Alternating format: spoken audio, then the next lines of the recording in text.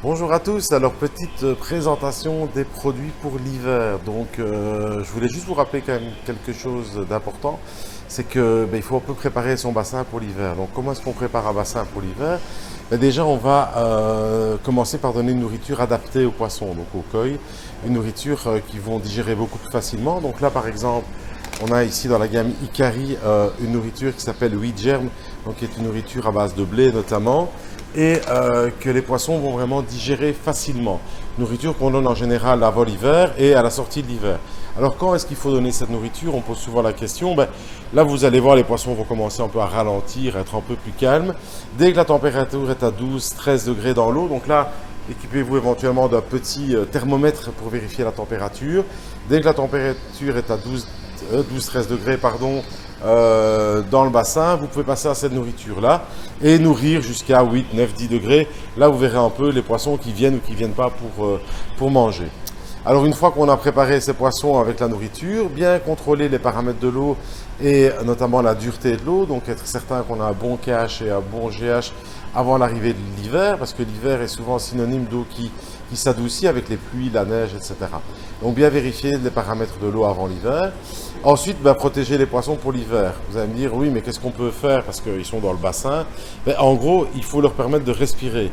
Il faut savoir que même 1 cm de glace sur toute la surface de l'eau suffit à éventuellement faire mourir vos poissons, pas parce qu'ils vont être gelés et que ça va pas être des petits fiches tiques, mais le problème c'est que cette glace va former comme un capuchon à la surface du bassin et empêcher l'oxygène de rentrer et d'un autre côté tous les gaz carboniques, etc., le dioxyde de carbone, de sortir.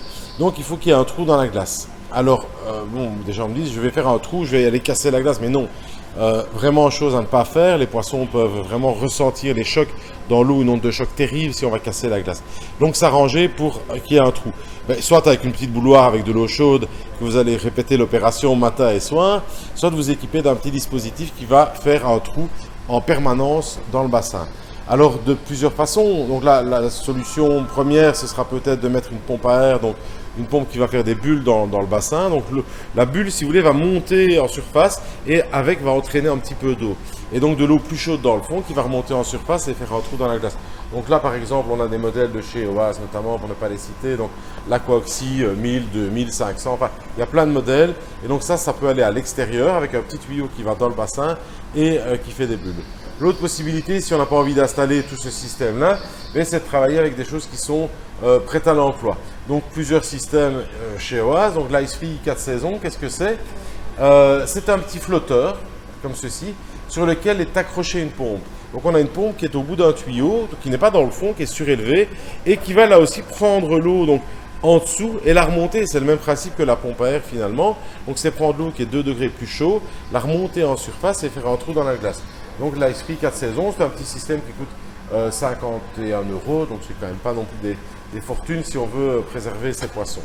L'autre possibilité, c'est un système de chauffage. Donc même principe d'un espèce de petit îlot flottant qu'on va mettre sur le bassin et une résistance donc en inox qui va être pendue et suspendue à ça et qui va dégager de la chaleur. Donc deux modèles, un modèle qui fait 200 watts, un modèle qui fait 330 watts.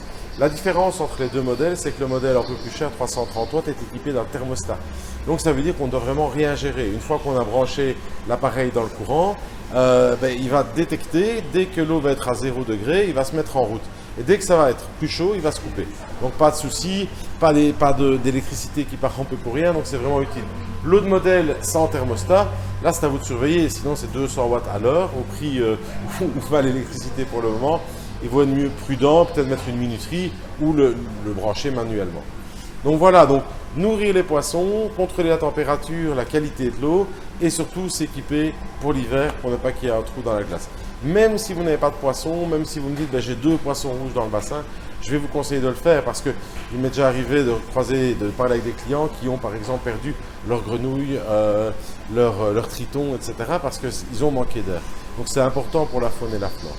Donc voilà, je vous souhaite un bon hiver, hein. J'espère qu'on se reverra au printemps ou qu'on se reverra pour les systèmes anti-gel. Et puis à bientôt. Et puis merci surtout, n'hésitez pas à aimer la page, partager, enfin toutes les choses qu'on raconte toujours sur YouTube et sur Facebook. Ça me fera plaisir. Merci, à bientôt.